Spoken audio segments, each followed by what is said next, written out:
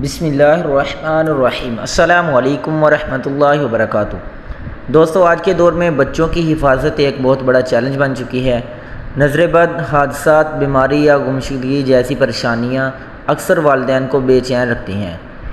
اسی لیے آج ہم پیش کر رہے ہیں ایک مجرب اور روحانی وظیفہ جو انشاءاللہ تعالی آپ کے بچوں کی ہر طرح کی ظاہری اور باطنی آفات سے حفاظت کا ذریعہ بنے گا۔ سبحان اللہ۔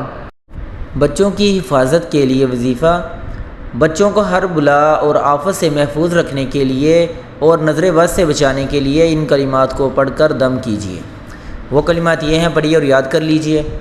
اعوذ بکلمات اللہ من شر کل شیطان وہامۃ ومن شر کل عین لامہ۔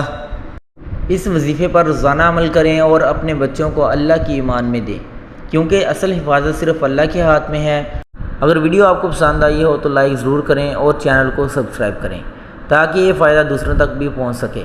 اللہ آپ کے بچوں کو ہر شر سے محفوظ رکھے، آمین یا رب العالمین۔